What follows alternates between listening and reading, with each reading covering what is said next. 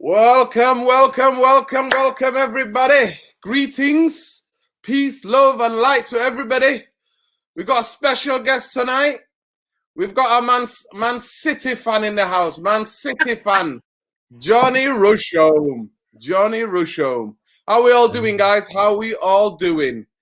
Obviously, this is the preview. Welcome to the preview. Mr. Structure, your host. Welcome to the United Real Therapy. I thought we'll get a therapy session in there before the slaughter that takes place on Sunday. So, we're going to discuss a bit. Johnny's going to come here and give us his take on Man City, which has been absolutely incredible, the run they've been on. And then, obviously, I'm going to give the Man United perspective. And obviously, everybody in the comments I can already see. So everybody come in. And those of you who are going to watch this video later, you know, I know it's a bit late, but this is the only time that I could do the preview. So welcome, Johnny. Welcome, Johnny. Johnny. Welcome. Yes. You can be the moderator. Of course, you can be the moderator. You can be the moderator. That was Saeed talking to me there. Yes, Saeed. So I'll get his comments up and I'll turn this off. Let me just turn that off. There we go. So I can get the comments up. Right, Johnny. Welcome. How long have you been a City fan, Johnny? Let the people know. Let the people know. Long time. Let the people know. You're not a born-again City fan. You know what I mean? As soon as you got a bit of money, let the people know you're the original old-school City fan, right? I'm a City fan. I go back to the old days, the bad old days, Div 2, Dick off, goals back in the day. I remember a good friend of mine, Joseph Jones, and me, we queued up for... I think City had gone down to Div 1 and they were playing Middlesbrough, the great Middlesbrough side. Ravanelli, Emerson, Juninho, and they drew City in the cup. So it was like our chance to go see it. We thought, we'll just go down. We've been in college. We'll go down and get some tickets. Joey Jones is a United fan, but he thought he'll come and see Ravanelli and that. We got there. The queue went round the corner. We queued for 7 hours to get the tickets. We went there. What were we? I mean, we did see Ravanelli and Juninho, to be fair. But I will always remember that game for Luca Festa decking Steve Lomas. Never even got a free kick for it. Brilliant. Right, Johnny. Obviously, it's a derby. It's going to be a bit weird because there's usually, those of you who don't live in Manchester, there is an absolute buzz in the city when it's derby week. There is this buzz. Everybody's talking about it. You go to shops, go to restaurants, bars, cafes. People are talking about it. Oh, it's the derby. Derby, a big game. You know what I mean? The city becomes the tension. There is this tension, obviously, during lockdown. And also in the earlier game this season at Old Trafford, we served up one of the worst derbies. For me, in recent history, that probably was the worst derby that I've ever watched. Really? More than the 6-2? 6-1? Yeah, but at least goals and things like that were happening. This was just dull in terms of football to watch. This was dull. The 6-2 at Old Trafford, I remember 3 goals you scored in the 90th minute. 3 goals came. It was 3-2. And then obviously we had 10 men and we all went gun-ho when we went for it. So you caught, Dzeko scoring a couple and somebody else scoring to make it, 4, 5, 6. I remember that. Some of the goals came, I think at least 3 goals. I could be wrong, but at least 3 goals came in injury time. So it was a lot more closer game. Yeah. But for me, in terms of a spectacle, that game to me was the dullest game because you could see both managers set up not to lose. And that was very interesting because for the first time ever, I thought Pep Guardiola is coming to Old Trafford not wanting to lose. And at that, I thought, ooh, there's a shift here. But we'll come to Guardiola.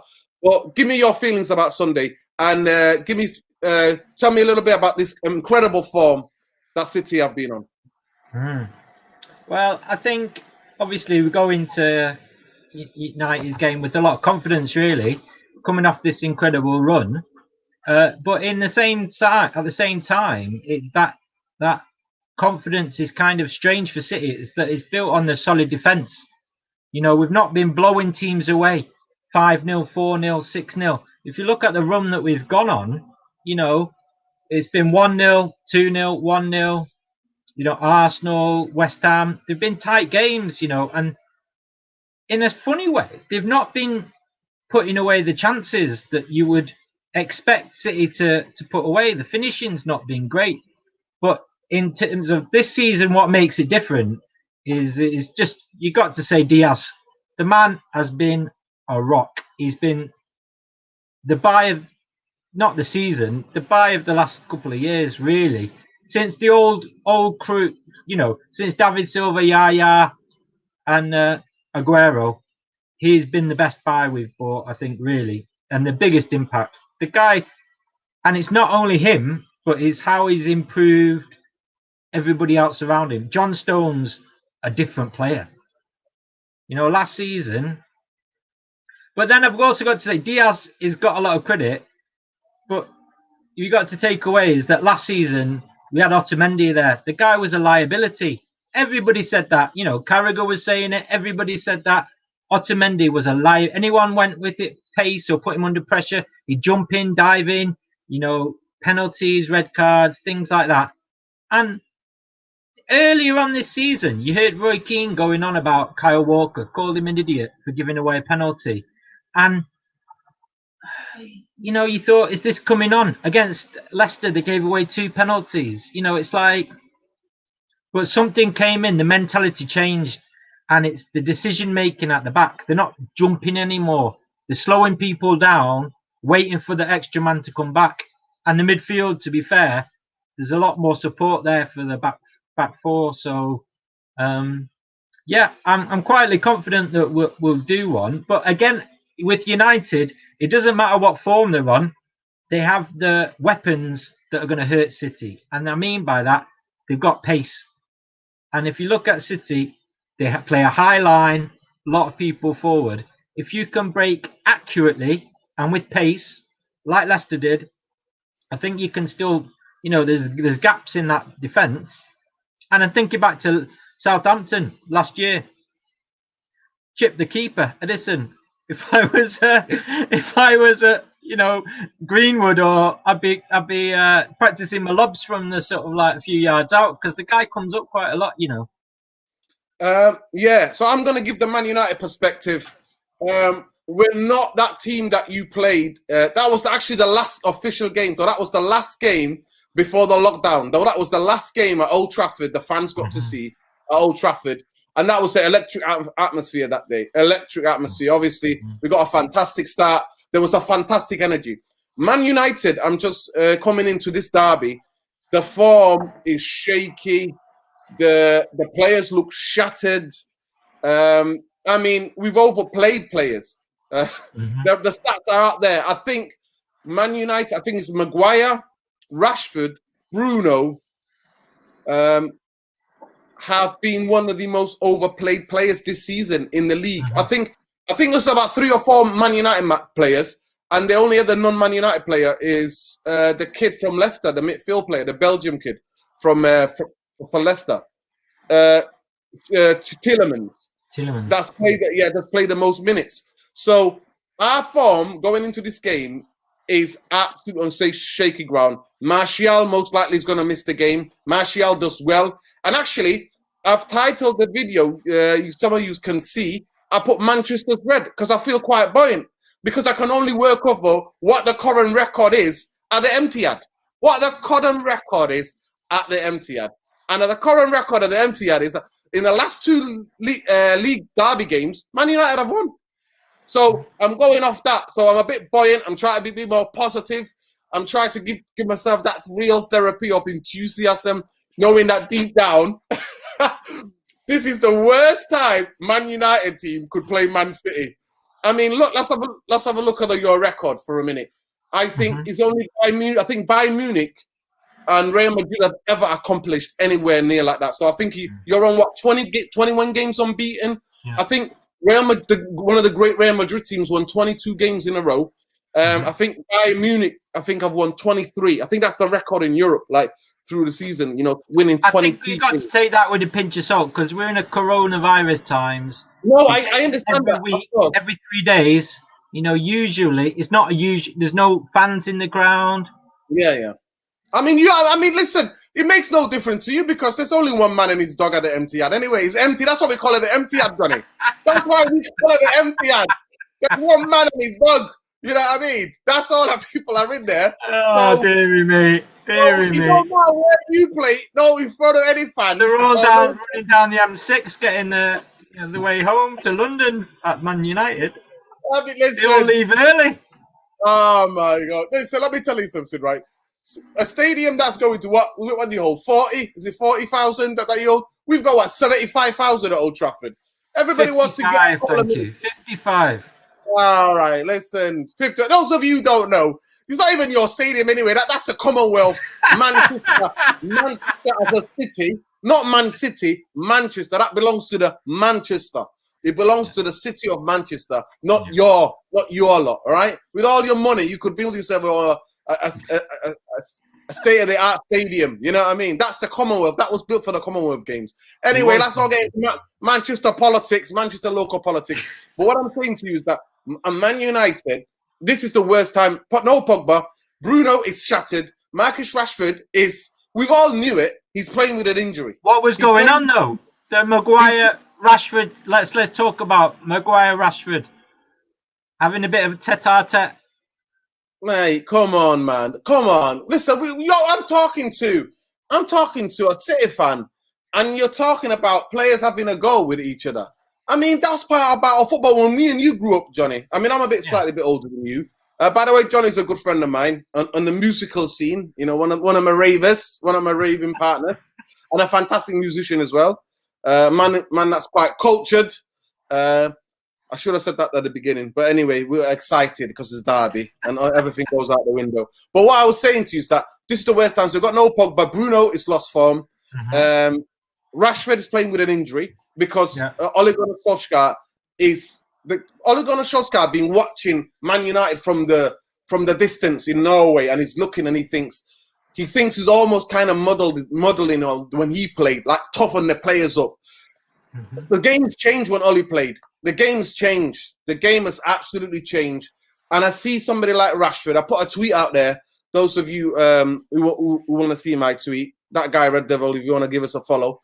I said that Rio Ferdinand. I tagged Rio Ferdinand in a tweet saying that Rio, maybe you need to just have a word with Marcus Rashford because him playing with an injury is not only detriment to him, to his form and to his longevity, right, as a player, but also to the team and us to the fans. Because if you can't give all, then you don't play. You know, you don't play. Even when we played Saturday Sunday League, Johnny, if you were injured, you know, you might try, but you came off, you know what I mean? And then the manager will say to you, you know what, I would have put somebody else on. So next time if you're injured, just let me know, you know what I mean? And then maybe you can ask it if he needs you, you know, to put you on. So I just feel as though Ole Gunnar Solskjaer at this moment in time is making some really incredible, like just strange decisions at the club. So what do you think about Ole overall, though? He came in. He was massively. Like caretaker almost. They gave him the job. You know, the guy's got a great history, you know, with United.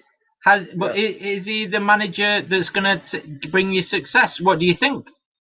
I think regardless, whatever my opinion is, I think only time will tell. But at this moment in time, it's not looking like that, mate. He's having look at your league position. Like you're second in the league.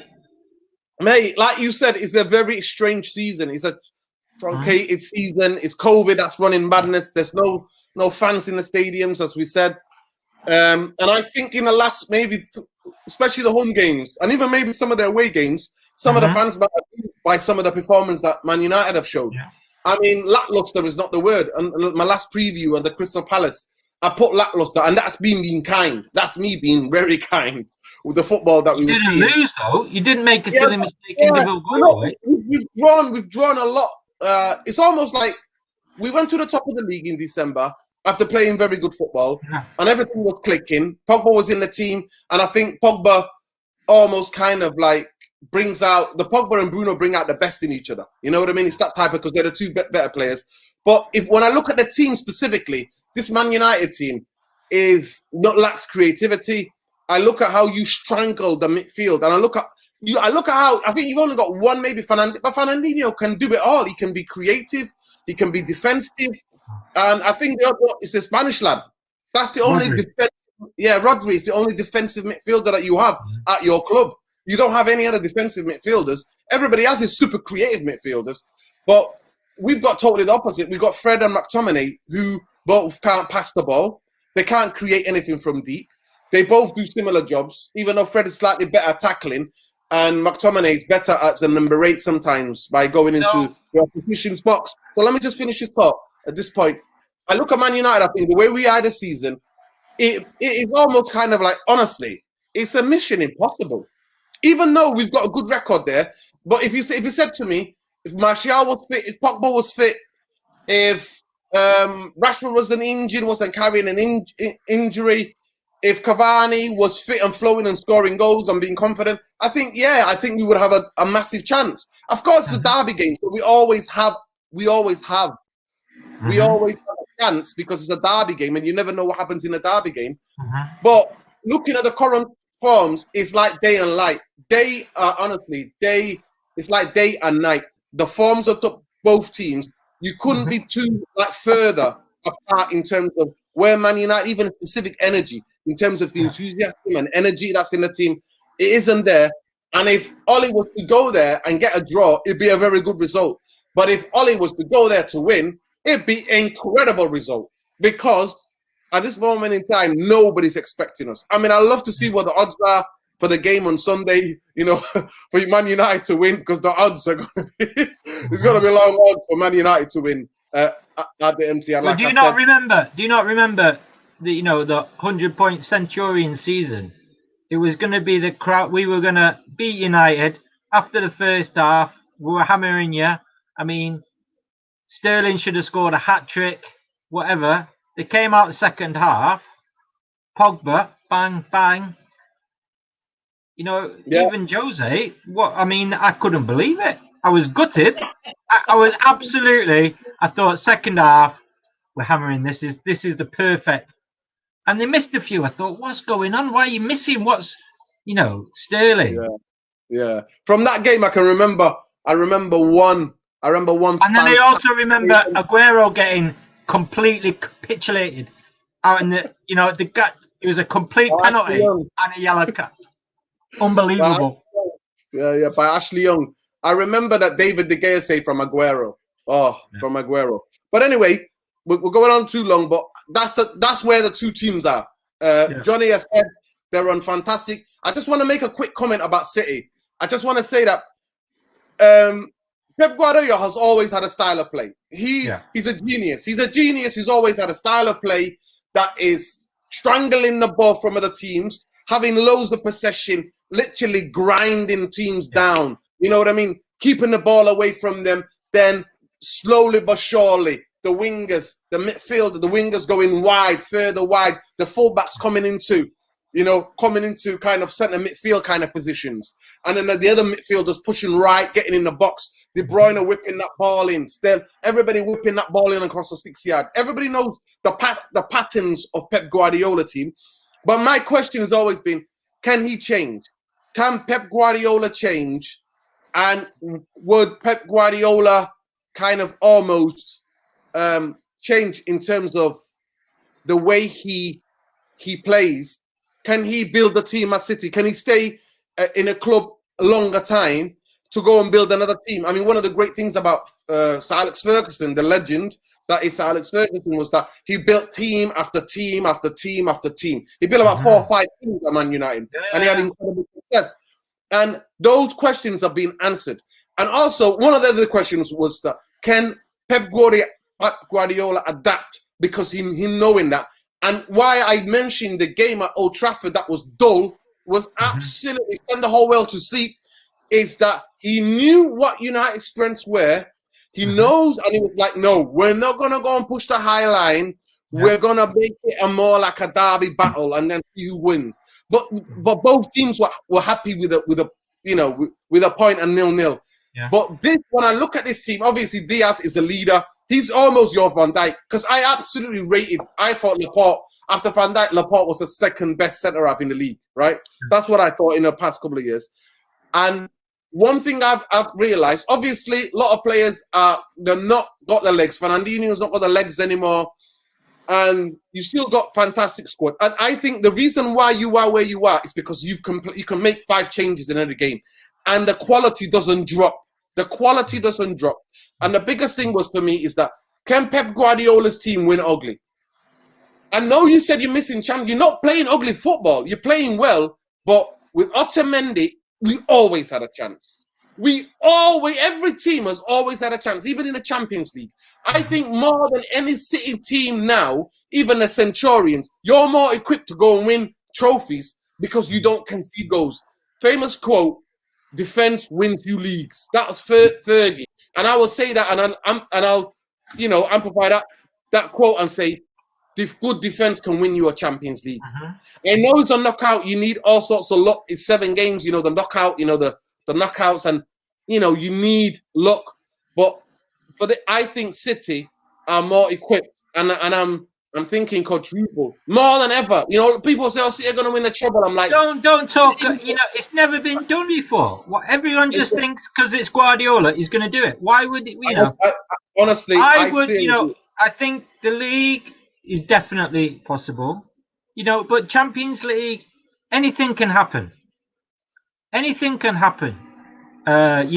We thought we were through against Tottenham, and VAR offside. We were, celebrating, and then it wasn't.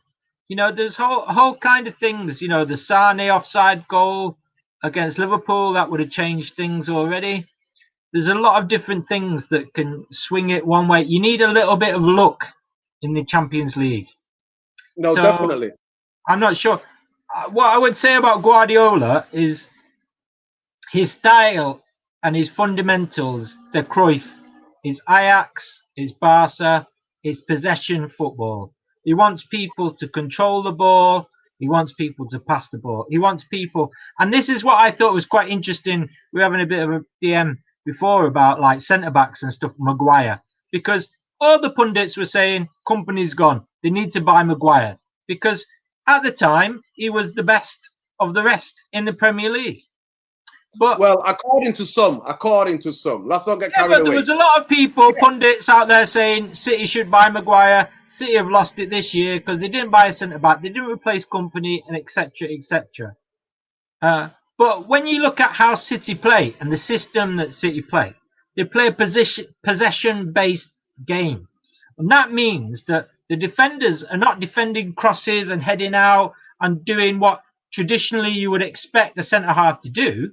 Because 70% of the time, they're passing the ball. They've got to be able to control it in a tight space. Get rid of it. Play out from the back. Know where the people are. Have a good first touch. Be a bit more like John Stones. Can be. Go on, sorry. Well, that's Pep's principles. So when he looks at a centre-back, I think he's looking at a different... I think Pep sees what he wants in the team, and then he will go for a player that has those attributes, because he sees the game in a different way to everybody else. Yeah, he's a genius. He's a genius. Obviously, he's a genius. Going back to the thingy though, like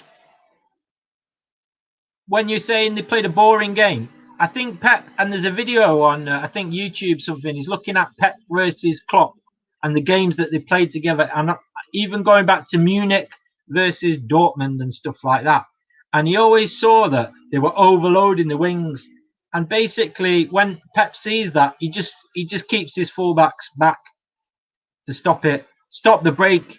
But now he's got a different way of doing it. He inverts his fullbacks in, plays 3 at the back, controls in the central areas, and then everybody else like works. Of course. That's what I'm saying to you. So I've seen slight tweaking of his tactics. I've seen slightly tweaking of his tactics, and obviously having an amazing leader. And what I potentially think the closest thing to Kompany, I mean, Kompany was a City legend, incredible leader, is Diaz. I've seen Diaz celebrating blocks. You know what I mean? Celebrating them like they're goals. The funny one was when he Stones ran Aubameyang down the line. He knocked him over at the end, and Diaz came over and like celebrated it as if he just scored the winner. Exactly. It was brilliant. Exactly. So basically, I see this and that enthusiasm, that leadership, that kind of positive. Come on, let's batten down the hatches. That you've not had that. I've not seen City's Pep Guardiola have that before. Like I said, Otamendi, I always knew. Even though sometimes at Old Trafford he got the winner, in the derby he raced to the occasion. Even when we beat you last time, he hit the bar or the post. He had a couple of chances, but defensively he could be gut out. If you can get the ball past him with pace, good night Vienna. We're leaving him. But what I would like to just to bring about and just think, you give me your City lineup, your 11, and then I can do my 11. But everybody knows what our 11 going to be. Every United fan watching this, every United fan already knows our 11. But we don't know your 11 because you got fantastic squad, and hence why you've been took advantage of what's happening at Liverpool, what United are doing, and what everybody else in the top 6 are doing. Okay, but the 11 for me. So I mean, there's a bit of debate about who you're going to go. Do you play Kyle Walker, Cancelo right back? But I would go for Cancelo, and then I bring Zinchenko in. So it'd be Ederson, Cancelo, Stones, Diaz, Zinchenko. And Zinchenko's done well in the past. He played Liverpool. He played at, he played against a few Chelsea, and he's done really well. And then Rodri in midfield, Kevin, De Bruyne, and Gundogan. And then up top, I think Mahrez has just been outstanding. You've got to keep him out wide. I think Sterling. Foden looks good, but I would play Sterling. I think he's playing really well. And then, again, I'd go false 9 against United. I'd bring Bernardo as the false 9. Play the midfielders.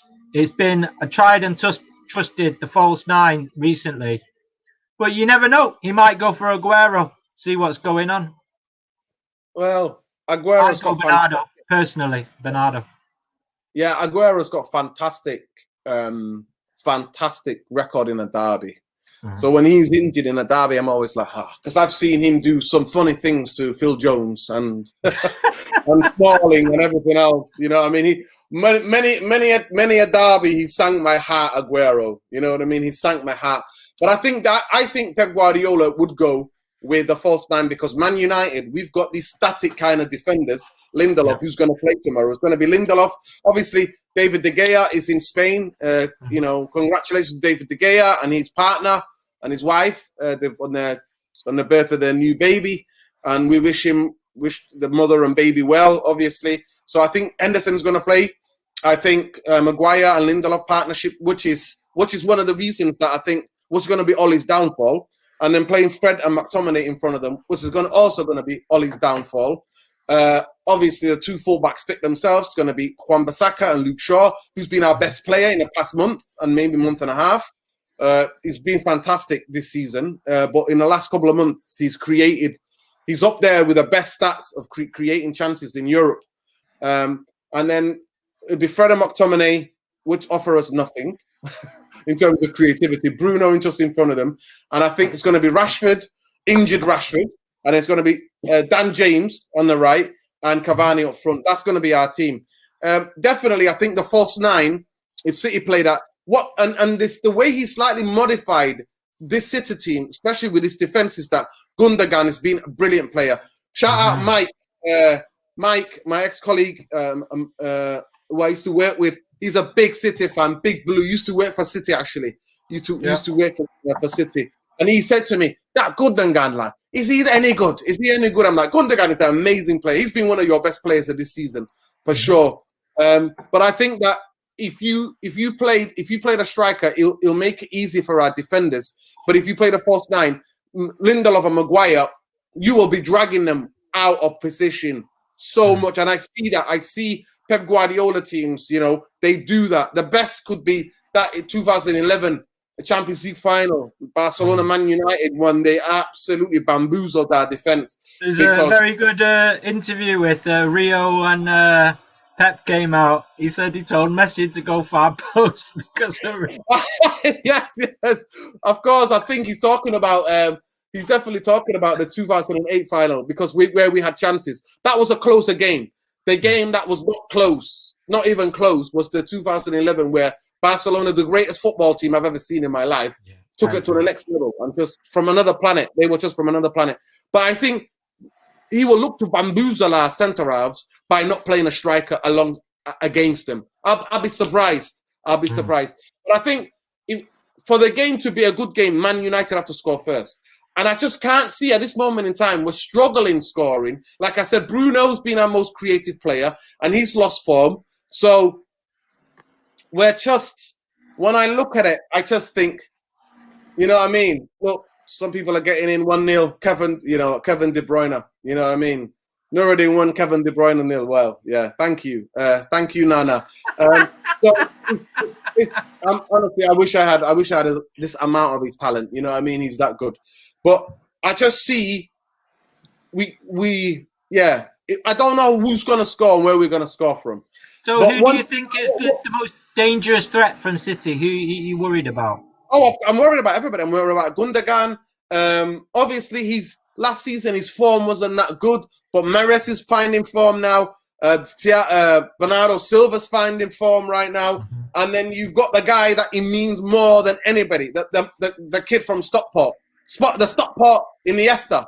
You know what I mean? You've got him who he knows what this means, this fixture means. And obviously, you see what he did to the Scousers.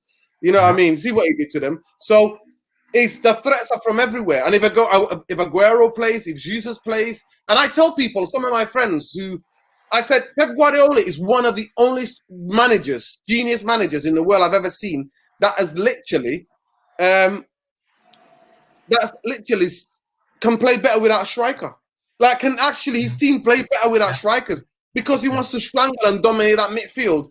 And I can see us defending deep. I can see McTominay and Fred and Bruno, and then I can see City strangling the ball. And then when we find that ball to try to find Bruno or Rashford, I can see defense is already back there, already in there. So I can already see and tell the patterns of the game.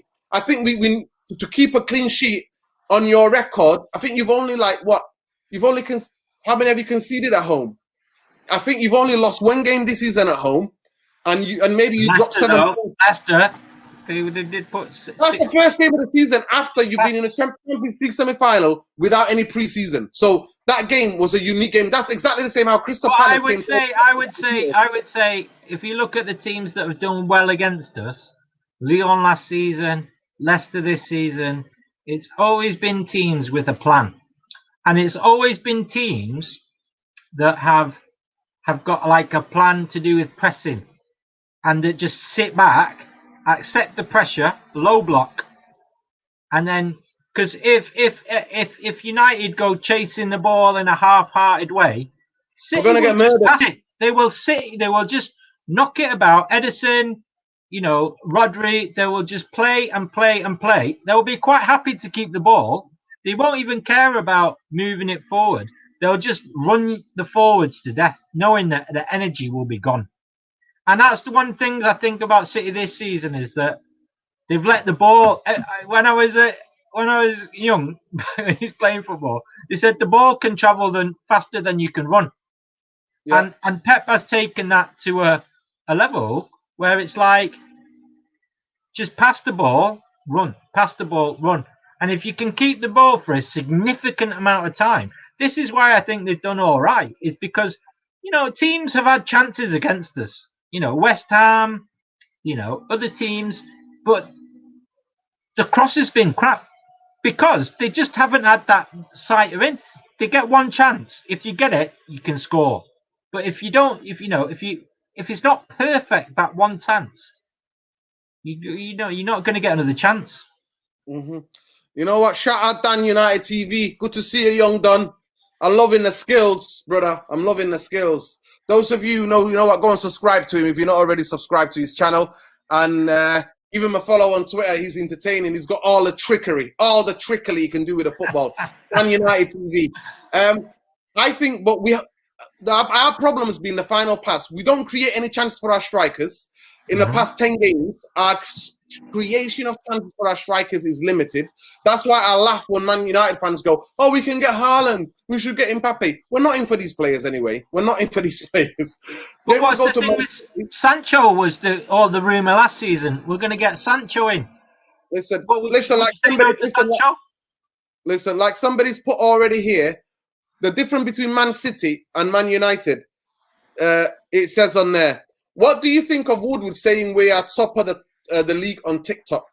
That just shows the different levels. I mean, Johnny, I'm going to have to invite you back again, and we're going to have to talk about the different structure. I'm going to do a video about the structure, and we're going to have to talk about the contrast the two, because that's what my name is, Mr. Structure, because I'm always banging on about the structure of Man United.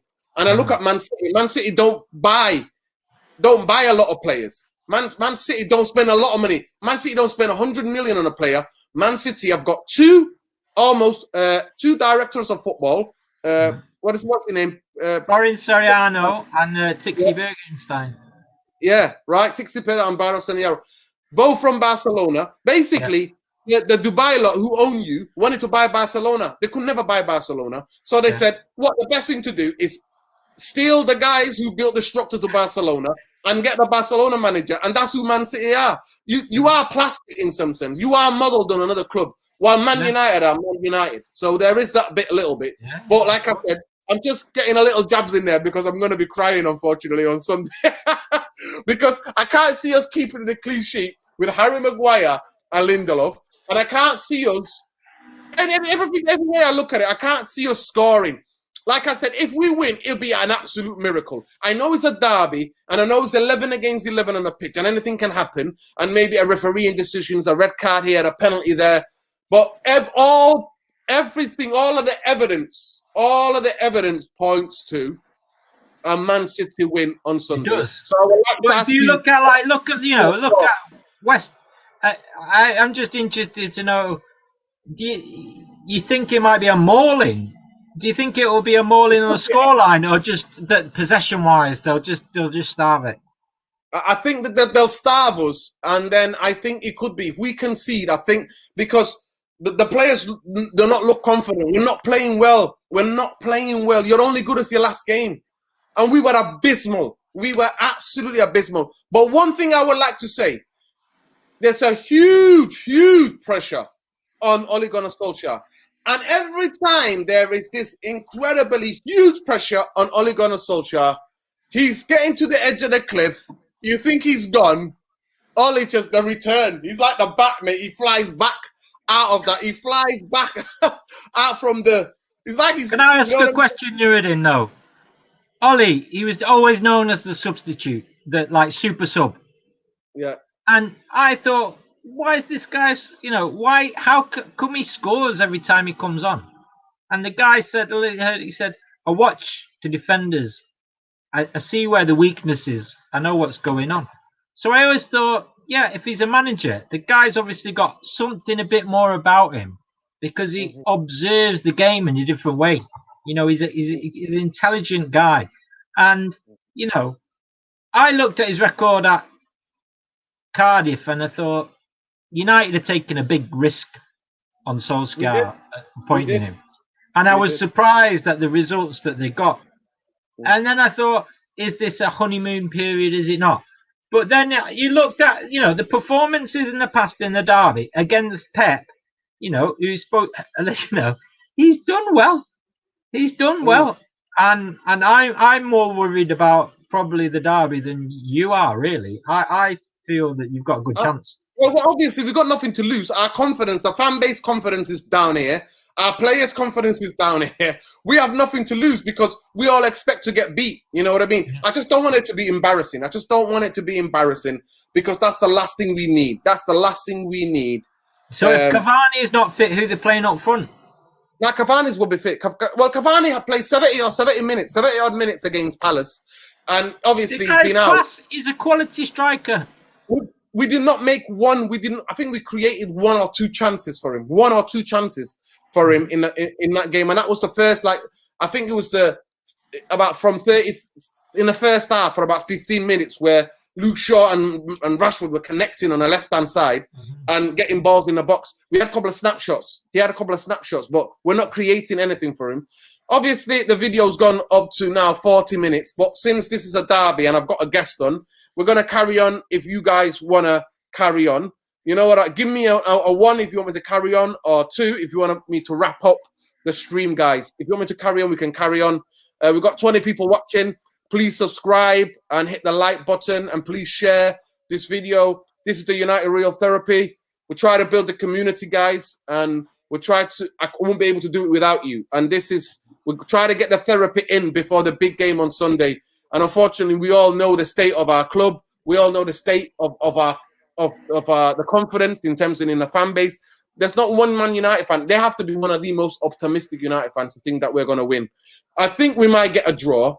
But even that, the way you're playing at the moment, mate, that'll be a brilliant result in terms of result. But then can we really say we can do with another 0-0? You know what I mean? Another 0-0 draw, drab, where we don't have the ball. It's just going to be, it's going to be very interesting. Like I said, I can already, in my head, I can see the patterns of play. I can see City strangling the ball, and I can see that if we get 1 or 2 chances, we have to be clinical. And recently, we're not even creating that one-on-ones or those chances for any of our strikers. So it'd be interesting. I think Dan James will play. I think on the bench. I think Greenwood might be on the bench. I think. Can I ask you a question, Nuruddin? And I've asked my other friend, is United fan. My name. Stop giving my government name away, Mr. Structure. Mr. Structure. Okay, Mr. Structure. Can I ask you a question? And this is, it might be a bit, Jesse Lingard. How do you feel now you see him at West Ham playing so well? I'm happy for him. Absolutely happy for him. I'm happy for him. He should be in United. Could he not be offering something for you guys? I think he's cast him out in the cold too early. No. Actually, this is not. I think he needed to play. And I think. Oh, this is what's been most frustrating about Oli. Like I said, don't get me wrong. Jose Mourinho depressed me, literally depressed me in terms of football. It really was depressing. It's only one of the times. I think maybe 3 times in my life I've walked out before the game ended at Old Trafford. I walked out, even though I live. You know where I live. I live so close to the stadium, and it's because the dire football, and I knew nothing was going to change. People go, never leave a football game before it's over. Fine, but I left because that's what Jose Mourinho did to me. Ole Gunnar Solskjaer has done a fantastic thing, but he's an inexperienced manager, and he's got inexperienced coaches behind him, and the board and the owners do not help him. Our owners know nothing about football. Our board, the people who got the footballing power at Man United, are all bankers who know nothing about football either. And they're just making it up as they go along. They're asked about we're number 1 on TikTok. What the hell has that got to do with anything? You know what I mean? So it just shows the level of the caliber. You know what I mean? When I talk about structure, guys, Man City structure is a model for the football. Obviously, they've got billionaire owners. But if you really study that, they buy a lot of players, but they don't spend ridiculous money. They don't spend. Who's the most expensive player that you've got? Isn't it Mahrez? Mahrez like 70 million. It's 60 million is the highest, yeah. Yeah, that's it. So 62 for Diaz. Yeah. Yeah. So you don't spend a lot of money. I think with Mahrez, you won the league when he came. So he went up to about 70 million, I think. Because that's one of the things that there was a bit of money if he won City the league, or if he won. So you go up to 70 million. The one thing I think with United, though, and it just seems to me that the balance in the midfield, it seems all over the shop. You either have very defensive midfielders or very attacking midfielders. And Pogba suffers a lot from that because he flourished at Juve in that midfield. He flourished. Yeah, yeah. And but he was playing next to Pirlo. And now he's playing next to Fred McTominay and Matic. But no, but then you look at the France World Cup midfield. Kante. He flourished there. They won the World Cup. He was instrumental in that. And I think he was happy there. But he's obviously not right on the pitch. And it's obviously not right off the pitch because you've got Pogba's agent saying he wants to move. That can't be good for the morale of the squad. No. And that's what I always said. I think after Jose left, after last season, when Pogba was saying he wanted to leave, I was like, for the good of everybody, it's time for Pogba to move because Pogba, like you said, is a very talented. He's one of the best midfielders in the world. He's one of the only kind of midfielders in the world that can do it all. Like he's got the strength. He can defend. You know, when he's unsung, he can create. He can get past players. He can go in the box and attack and score goals. He's got it all. The talent of Paul Pogba is there. Yeah. But we don't have the hello Res 90. Hello. Beautiful photo, by the way, profile photo. He's not got the team and the squad that's around him, the club, the structure of a club that's around him for Paul Pogba to succeed. But can I just say one thing that I think about Pogba, though? I think there are two things you got to say about Pogba. Is that, and this is one of the first one counts for the whole of the United squad, is that with United now, this team, they're always getting compared to the Scholes, to the Gary Nevilles. You know, all of the pundits are from the great United teams that are saying that they should be as good as they were before. And they don't realise that, you know, it was an anomaly to play under Ferguson, to be that good. If you look at the squad that United won the last league under Ferguson with, they had no right to win the league with the players that they had. But there was a Ferguson factor got them there. Genius. And then the second factor with Pogba, and I think this is quite true, and it might upset a few people because I know a lot of people love Pogba. They're like, and you're right, the guy's got the skill, he can defend, his strength, he can shoot, he's got an incredible amount of goals, and his passing range is superb. But it's the mentality, you know? And I look at the mentality and I think, is that effective? And I remember I went to see City versus Juve, Champions League, a few years ago. Pogba was playing, and there was, you know, people were saying, Pogba is the new Yaya. City should buy Pogba. Pogba was like on everyone's lips. He's going to Barca. He's going to United. He's going here. And against City, you know, they did all right, Juve. They got a 2-2 draw. But if you compared him straight up against Yaya, no way. Yaya was dominant. He dominated him because the guy had the mentality to go, he had the strength of will. Yaya bullied games. Like Yaya bullied Scholes in the semi-final of the FA Cup that time. He got him sent off. He just couldn't cope with that mentality. And I think maybe Ferguson saw that when they got rid of him. No, Johnny. I disagree. Yaya Toure was at a club where there's a brilliant footballing structure, a Man City, where there's brilliant other players. There's company in the team. There's Aguero in the team. I'm sorry, but Man United, we didn't have the players that you had at that time where he was dominating games. You have to be able to play like with Paul Pogba. He's not going to be like the Bruno kind of. Like Bruno's on form at the moment, but Bruno brings the best out of everybody else around him, right? Same as Diaz is at the back for Man City. And there are players who are just wonderful, like brilliant players, but they're not bringing out the best. People thought Pogba would have that same impact on everybody else, and he doesn't. And he doesn't. Paul Pogba doesn't. Paul Pogba, for him to succeed, you need to put the players around him for him to succeed, like Yaya Toure to succeed. Yaya Toure had a team where he was clearly the leader, and he had a fantastic club. Well, he had Barry behind him, and he had David Silva next to him. Come on, are you kidding me? You tell me, in the past 5 years, 4 years, Pogba's been, is there any player that's good as Silva, Aguero, company in our team? No, there isn't. I'm sorry. So you can't compare the two. I'm telling you now, Yaya Toure would struggle in the past 4 years, and Man United or Pogba would struggle. Because those players need other players to bring the best out of them, and the confidence builds. And I always say, you can't compare Yaya with Pogba. Listen, I'm just saying to you, Yaya Toure will not be the Yaya Toure who was at City and Man United, struggling Man United in the past 8 years, who have been like that, topsy-turvy.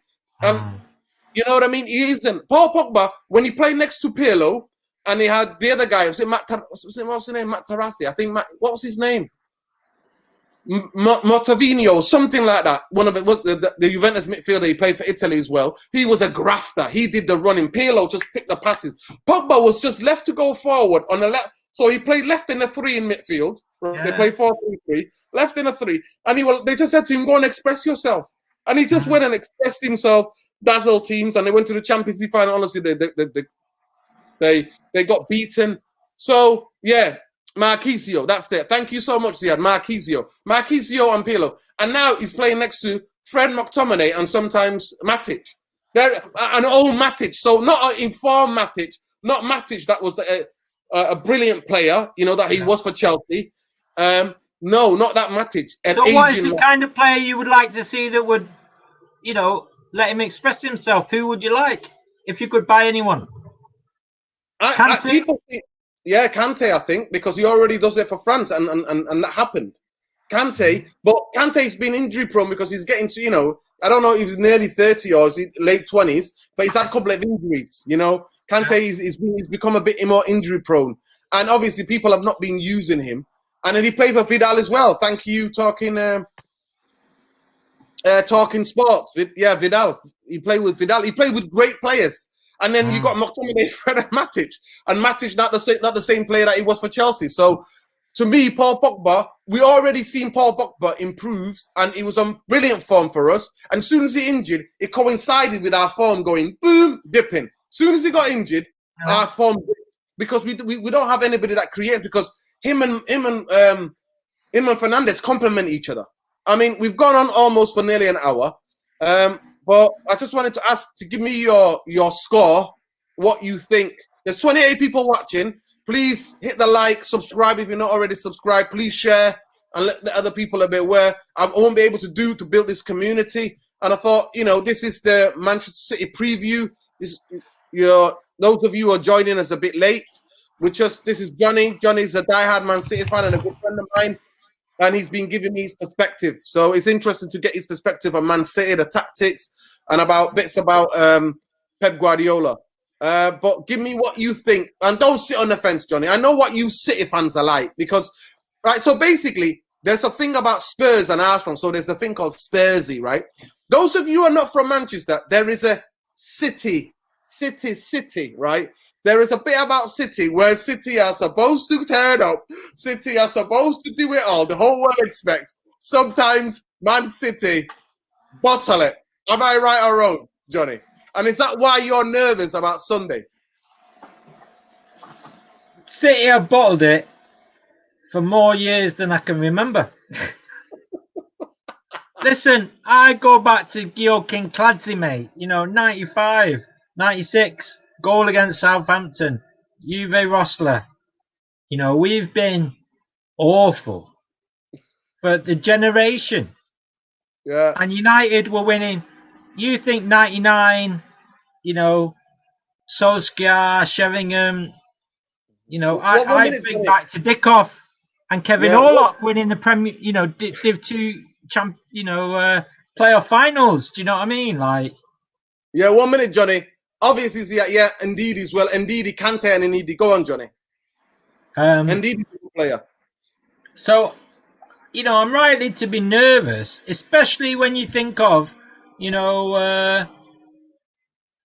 his, United and Ole's got a pretty good record against. I think if you compared Ole's record against Pep compared to a lot of other managers against Pep, it would stand up pretty good, to be honest with you. The guy knows what's going on. But, I think left back, might be a possible problem for us. Having said that, you know, Zinchenko, if he could have a bit more confidence and just get over that next step of having the confidence to whip the ball in. Everybody knows the guy's a left-sided midfielder. He does it for Ukraine every game. It's almost like he's just told, just keep the ball. So he takes it and passes it back or passes it inside. But he's got a great left foot. And if he just ran in behind on the overlap a few times, just to tell the defenders I might do this, or whipped it in a few times, the guy's got the quality. I think it's because he's scared. He hasn't got the pace to get back like Kyle Walker, so he's a bit like nervous about it. But if he went forward, Nana just makes a good point. City wasted millions before, as well, like Mangala, Bravo, and Neto. But the difference that Pep knows what he's doing, and he's still seeking a left back. But he just commented on. I've seen Zinchenko actually play for Ukraine. He's a fantastic player for Ukraine. He's a brilliant player, brilliant left back for Ukraine. But like he said, because Pep is that kind of he's an absolute football obsessive. There are all these clips of him. Even remember when you won the FA Cup final and Sterling's there and he's like that grabbing Sterling. And he's like that. He's doing it to Bayern Munich players after they won a game. You know what I mean? He did it to the Southampton player. Redmond, he grabbed Redmond, didn't he? You can be a lot of players, so he's an absolute football obsessive, and he's a genius. And I can imagine players are afraid what's going to happen to them if they don't do what he tells them to do. So he might that might be the role in the team for him.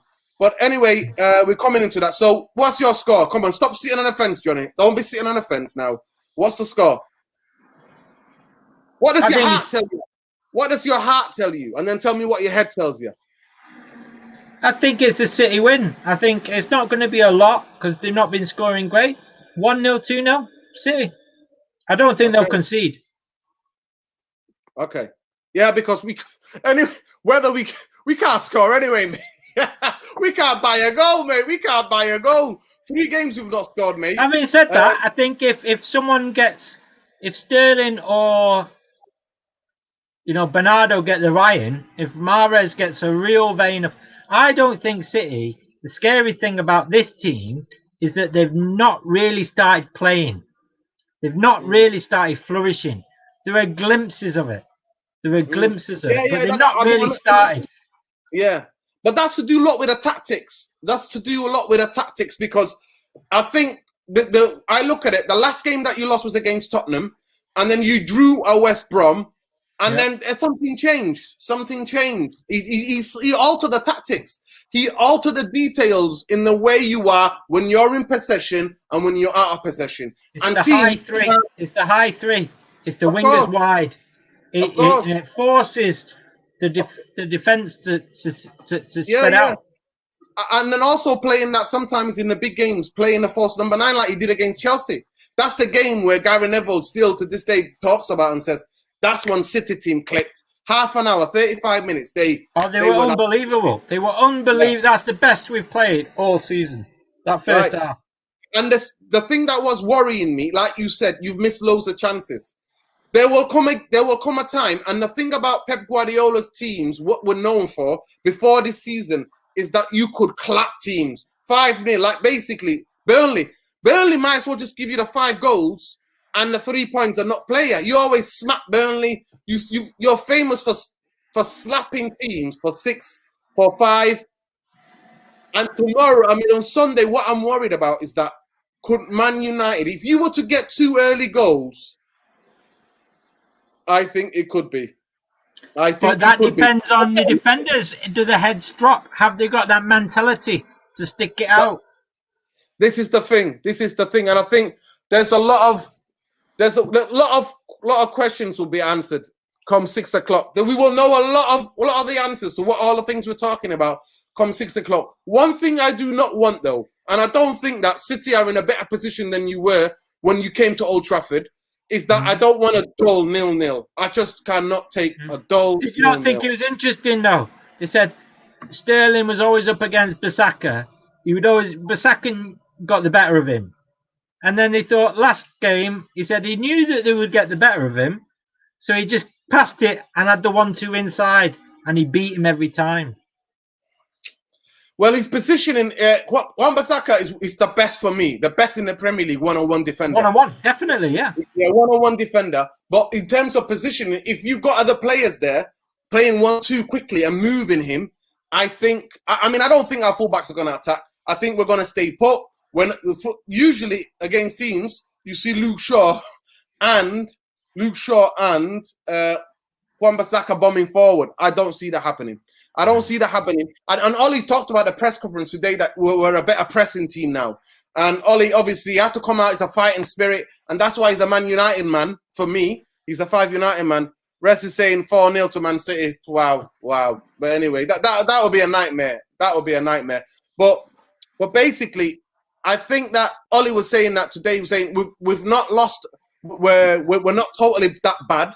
We just lost that little bit of spark and connection up front. So hopefully we can get it back. What more than we got Rashford?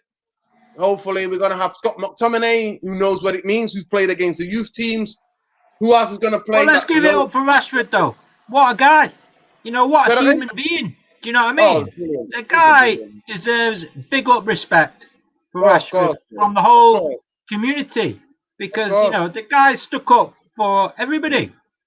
Yeah. Yeah, see, you're 100% right. I think Reguilón will be incredible at Man City. Yeah. Would be incredible at Man City. And I think that the reason why Man City didn't go for him and United backed off a little bit is that Real Madrid have got this clause to buy him back. And obviously he wants to play for Real Madrid. He's Spanish, so he's one of them. But I still would have got him, but that's just me. I think that, picked up Hector. Big up Hector. Big up all the people in the comments. I would like to thank Johnny. I think my heart says United may be able to get, a draw. Maybe we can defend for 90 minutes. But then I'm looking at the City team. I'm going, we can't. I think the best, it might be a score draw. That's what I best hope for in my heart. Maybe United, maybe to do it to 1-0 Man United. But then I can't imagine it. It's got to be a miracle. That'll be a miracle. But my head says it could be 2-3-0 to Man City. My heart's telling me different connotations. My head is just telling me one. My head is saying 2-3-0 to Man City. 2-3-0 to Man City. Or it could be, like I said, it could be an absolute embarrassment. 34 people watching. Please hit the subscribe if you're not subscribed already. Please hit the like button. Please share.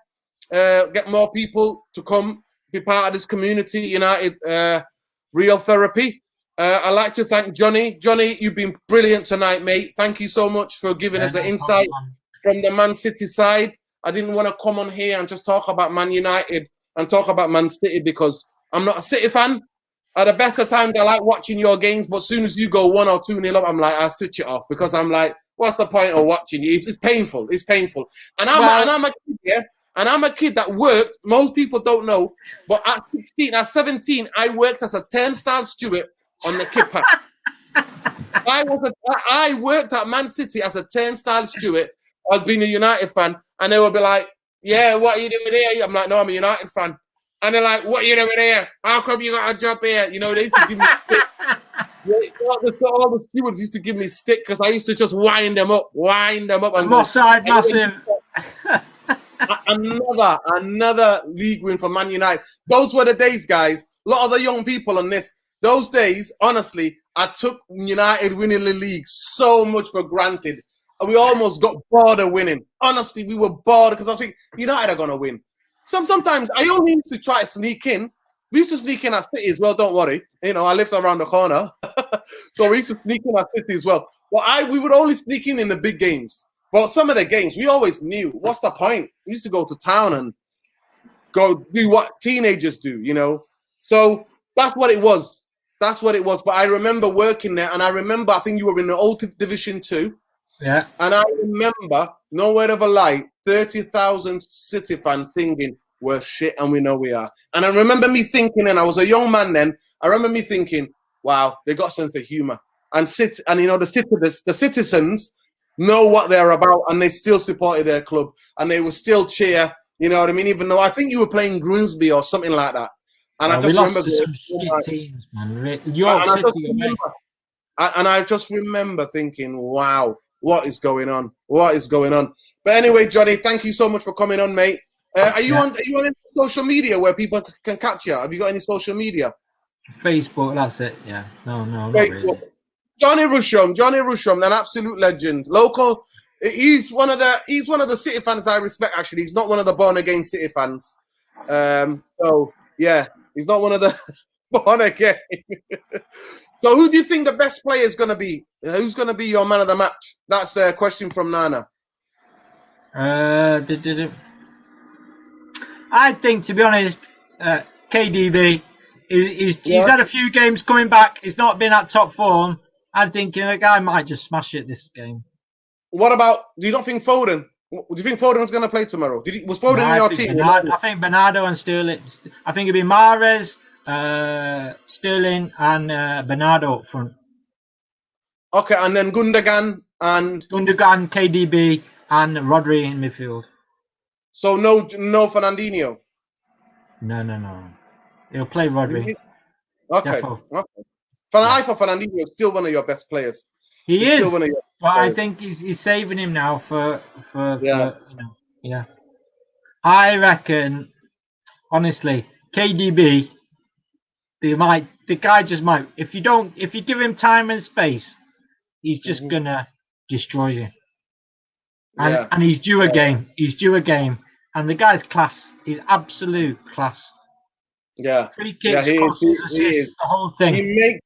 He makes it look so easy, mate. Outside of the boot, from the left on his left foot, from the right on his right foot. It's just the techniques. That's just the how nonchalant he is. The way he glides past people, the intelligence. I mean, I look at some of our players and I think, if they played under Pep Guardiola, would they be that?